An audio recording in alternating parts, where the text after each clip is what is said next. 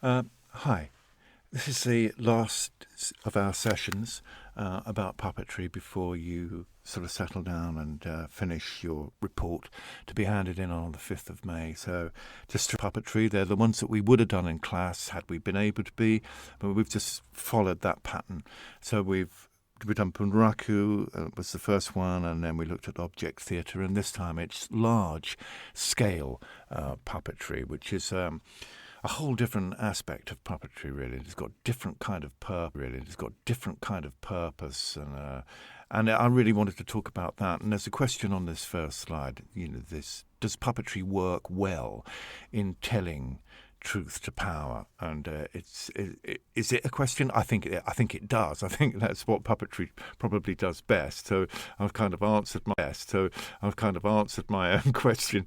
You could write yes in there, but let's just look at the first slide. So the picture that you've got here is from a demonstration in Greece, I think in 2011, 2012, and Greece was put under kind of special measures by the Europe for overspending.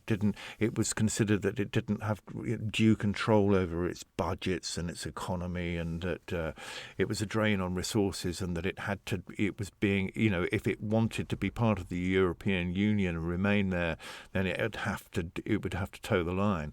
And so there were demonstrations in Greece. This is a photograph from one in Athens at that time. And the reason why we're looking at it, there's a film of this demonstration and of this puppet being used in the demonstration up on Blackboard. I do strongly suggest that you have a look at it. So what happened was the demonstrations were going to happen. And a French company called Théâtre du Soleil, Theatre of the Sun, run by a woman called Ariane Manouchkine, decided to go out to Greece and join in the demonstration, and they brought with them this massive carrying a sword who represents justice, and that was because that was essentially the population in Greece thought that what had been done to them by the EU was unjust. So she's brought out, there's music, there's percussive music going on in the background, and she is going on in the background. And she is a proper puppet in the sense that she's not just an effigy being carried through the streets, a sort of stiff figure. She moves, her arms move, she's expressive, she waves her sword. She fights a flock of birds, which are, I think, represent the other countries of the EU. She's fighting them with her sword of justice. And really, that's what this session is going to be about. Is actually the use of large-scale puppets as a tool for political dissent and the power of the people, because these processions, they happen in the streets. They don't happen in theatres where people pay for tickets. So they're used at carnivals. All of these companies take to the streets and to the people. So it's, you know what I mean? It's a democratic expression, and it's not sophisticated. It's heartfelt, and it's of the people. It just makes a few points really about how in the history of puppetry, puppets being used to satirize people in power has been going on for centuries. If you look at the shadow puppetry in Turkey, for example, that's another one where there's a great tradition of political. Another one where there's a great tradition of political dissent expressed through puppetry. And that this thing about puppets is that they can really get away with things that living people can't. You can't arrest a puppet. You can't put it in prison. You could try to the naive simplicity of a puppet, which they would not accept from a complicated human being. So they've got this kind of power. They talk directly to us, and they tell us about ourselves. And as I say at the bottom, do watch puppetry and political satire, which is all of those films and a couple of readings. Again, keeping it simple. They're pretty simple readings, and shouldn't be too complicated. So this is a photograph of, obviously, there's Donald Trump again. There's Donald Trump again. This was in a carnival in Viareggio in Italy, a very famous carnival. And what are we saying here? Large-scale puppetry developed out of the carnival giant figures of the late Middle Ages. Okay, so the Catholic Church, in the calendar of the Catholic Church, you have to go through Lent. And Lent is this period of fasting. And so to sort of celebrate it, celebrate the beginning of Lent, there were carnivals, because you were not allowed to indulge during Lent. Lockdown, no pubs open, you can't go out to restaurants. This is a period of contemplation, if you like. So very like what we're going through at the moment. And you can imagine, when lockdown is lifted, we will all be out. I can't imagine what it will be like. I can't imagine what it will be like to get back to normal, and the kind of parties that there will be, and the sort of meetings that there'll be. We would have got used to a completely odd way of life, and coming back to our ordinary way of life will be quite revolutionary. So, carnival, the carne laval, that's where the word comes from, and it's goodbye to flesh. That period just on the cusp of Lent, when indulgence, irreverence, sexual license, all sorts of protestations, satire about people in power. Say that these floats that you see, these massive great things, they are effigies, I think, rather than puppets. Unlike the Ariane Mnouchkine one in Greece, they don't really move. They are sort of highly visual, very, very powerful representations of things, and they're expressive, but they're not puppets. Powerful representations of things, and they're expressive, but they're not puppets in that same way. These are, yes, they're effigies in a way, but they do move, they do have relationship. You can see the manipulating their arms, making them move, making them dance, turn, hold hands, look at one another. So I would say that these actually are puppets, and this is one of the companies that we're going to be looking at. Okay, so we're going to be looking at Bread and Puppet Theatre Company, and we're going to be looking at Forkbeard Fantasy, and we're also looking at another company from France, which make these incredibly large, moving. So the guy who runs that company calls them giants rather than puppets. Anyway, that's what we're going to be looking at. So this is the first one, and probably about the earliest one. Peter Schumann this is in Vermont in America. He was German, and he was a dancer, and sculptor actually, and he became really interested in politics, and just as in the 1960s, when protests against America's war in Vietnam were raging in the streets, and he created these expressive puppets that were taken out onto the street and used as parts of demonstrations.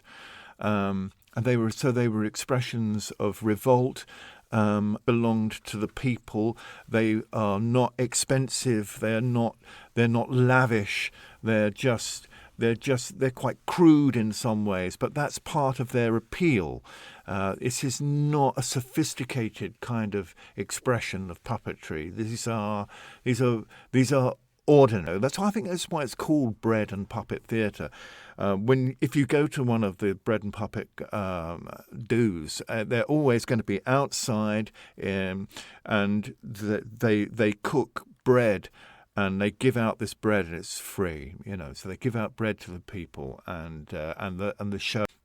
They suggest, I think, a $10 donation, but no one is ever turned away from their shows.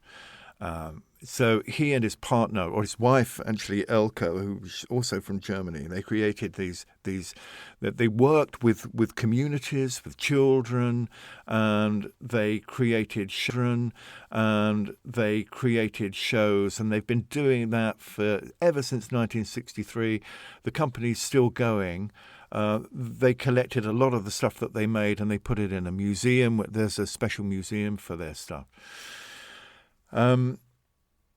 So the skills involved, and that's the skills involved with large-scale puppetry, and I think that they are different from the skills that we've looked at either in bunraku or in object theatre, really. They require a lot of planning, a lot of logistics, a lot of work in making them. Their intention is that they belong to the people, and often companies will get people. Get lots of volunteers in to make these things. So it becomes a procession, but it's also a performance, it's also dramatic. Yeah. Are there any more photographs of this? Hang on, I'm just going to move on. No. I've got up on Blackboard, I've got some films of Bread and Puppet, and there's some reading about Bread and Puppet as well. Just moving on then quickly, Forkbeard Fantasy originated from Edinburgh, I believe, and now that and then they sort of settled in the southwest. I think the brothers Chris and Tim Britton dropped out of university. They didn't get on with it. They wanted to create work of their own, essentially, and they were really interested in sort of surrealism and theatre of the absurd. I don't know if you've ever come across that type of theatre of the absurd. Theatre of the absurd, exemplified by people like Samuel Beckett, where you're plunged into a kind of a strange alternative universe. In theatre of the absurd, where it's almost dreamlike, strange and surreal things are allowed to happen, and nothing is ordinary. All sorts of things are possible in theatre of the absurd, and there doesn't have to be a particular logic about what you do in theatre of the absurd. And it again. These Forkbeard weren't puppeteers originally. They were interested in film, essentially, and they liked making things. You can see some of the drawings of these sort of additions and strange apparatus that these characters carry around with them.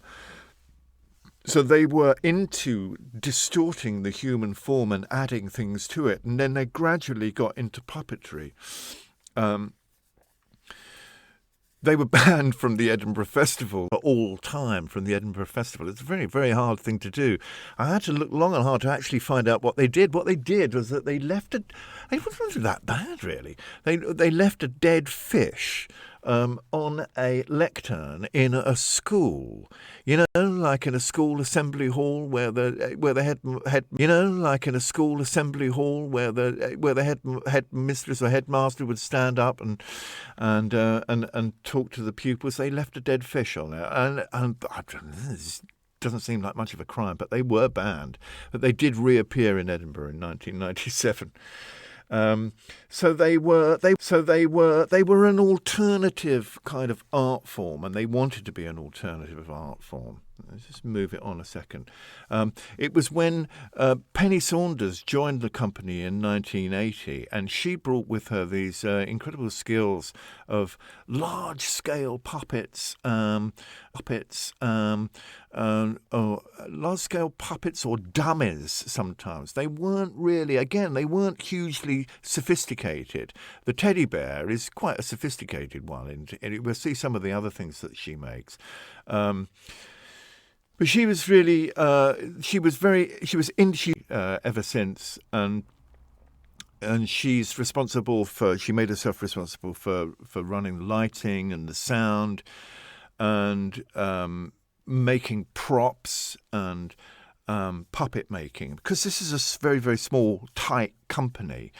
They make their own stuff, something, rather than having it given to you. When you've made something, you have an intense relationship with that object, and you understand how it moves and how it works. And so that is very much a part of the way that they devise their shows, is through in relationship to their props and puppets and the films that they create. What did she say? We don't have much of a barrier between our reality and lots of other kinds of reality that we can use in theatre. So film is a reality on a surface. It's two-dimensional. Have a table that's animated, and let's just have a little look at some of the things that they've done. Just to get through this slide here. So, in the 1970s, experimental theatre drew on popular entertainment. They weren't alone in this. Lots of companies. Joan Littlewood, for example. If you think about Joan Littlewood's company, East 15 and Oh What a Lovely War, for example, they drew on public entertainment. And to create a theatre that was not dedicated audiences, it was meant to be a working class theatre. So again, like Schumann and Bread and Puppet, these are performances for the general public, rather than being people who were specifically interested in theatre as such. They use film as such. They use film. And they destroy the illusion that film has. They play with it. They'll walk. Somebody will walk up to a screen and put their head behind it, and their head appears in the film, and then as they pull back in the film, so they play with the illusion of film, and they're democratizing. Again, that word. They're democratizing aspects of our lives, which are quite impressive, but they want to kind of bring things like film, where that film is just another tool. It might be a fabulous tool, but it's just another tool. So they started making dummies and puppets that were operated manually, but in a very kind of obvious sorts of ways. There were huge, great strings attached to them. There would be the massive rabbits and stuff that they used, and the performer worked very intensively with the puppet to work out exactly how to use it and what it was capable of and what they could do. So that their work depends a lot upon these external things. It's not just like a couple of actors and a script. They're working with quite complicated props and scenery and film, and everything relies upon a kind of split-second timing. And it does go wrong. Their shows will go wrong, but they know that, and they like that, and they like the instability of it. They like the fact that it can go wrong, and that's part of what makes their performances really interesting and edgy and energetic. They never stop. Even if the whole this is again a bit like Bread and Puppet. They have a museum where all of their bits and pieces are, and that they've collected over the years. So here's this puppet horse, and somebody's come along to the museum and they're pulling these strings and enjoying making. Come along to the museum and they're pulling these strings and enjoying making the thing move. It's a fabulous puppet, actually. It's really good. Let's have another look at some others. Okay. So, moving on. Royal Deluxe. We're going to look at another company now. Royal Deluxe from Nantes in France. Again, begun a little bit later, about in the 1970s. What this company does is they they get lots of funding. If they started off getting funding, from the French government, and because they wanted to make huge public performances, spectacular performances, and the French government were willing to pay for it. And this again, it's theatre for the people. The two rules are: it takes place in the streets. Whatever happens, happens. If it's pouring with rain, if there's a storm, you go on. And the other rule about it is that they never charge for anything. They're free. So it's a sort of sponsored art form. Governments pay Royal de Luxe to come. So this happened we're going to see a little bit up on Blackboard. There's a great film of a show that they did in Liverpool. So Liverpool paid Royal de Luxe to come over. With these massive puppets. These are so big. The director is Jean-Luc Courcou. Here's one. So this is one of their puppets, and it's literally it's not floating and into the water. And this was a show. And the director is very insistent that these aren't processions. These aren't just sort of empty effigies. There are stories involved with them, and this was called Sea Odyssey, and it was inspired by a letter that a man died in the Titanic sinking. And he was about to get into the boat, and he went back to get something. He was asked to go and get something. He went back, and he never reappeared. His place in the boat was taken by somebody else, and he obviously died. And his daughter was 12 at the time, and she wrote him a letter. And this letter exists, and it was the beginning story that he wanted to present to the people of Liverpool, partly because the Titanic was the Titanic built in Liverpool, or was it built in Belfast? I can't remember. I think Liverpool definitely had something to do with it. There, and it's sometimes we really need to see things with greater dimensions than ourselves. And it's an aspect of large-scale puppetry that what they'll do for you is that they give you the feeling of being a child again. When you see a giant thing, yes, it's a giant thing, but it makes you like an ant. Yes, it's a giant thing, but it makes you like an ant. It makes you really, really small.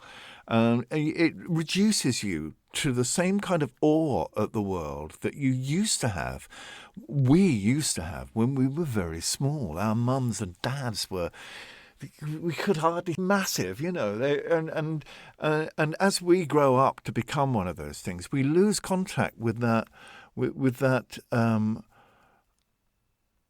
wide-eyed wonder at the world and what it's all about. And so I think he feels that there's something essential about giants, he calls them giants, these giant puppets. There's something essentially human about them. They're also so vast, and they're operated by so many people. If you look at the film of these things moving, you'll see how they're operated. And the operation of them is part of the performance as well. There are often sort of hundreds of people who are operating the show, and they dress in a kind of rich velvet livery, as if they were servants of a king or a prince. I don't know if you know, but in Gulliver's Travels is about a dream where a man wakes up and he is a giant, and he's surrounded by tiny little people, and it's kind of, is he the giant, or are they really, really small? Hang on, I'm just going to move it on. Really, really small.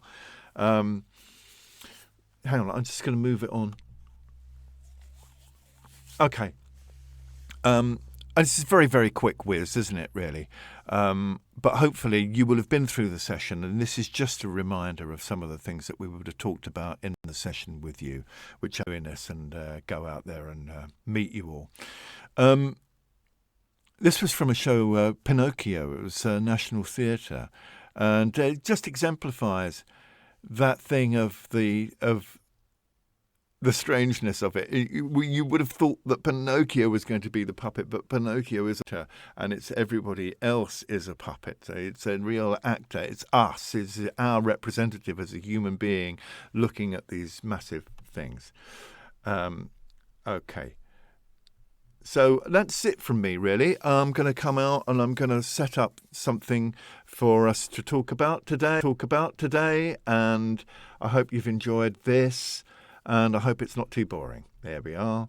And I look forward to getting your reports. Just remember that if you want a tutorial with me, we've got time. We're not due in until the 5th of May. We've got time. If you want a tutorial, just send me an email and I'll send you a URL for a Collaborate meeting, just you and me. Or if you want to do it, you can't actually do it with somebody else. I suppose we could. It could be a small group one if you wanted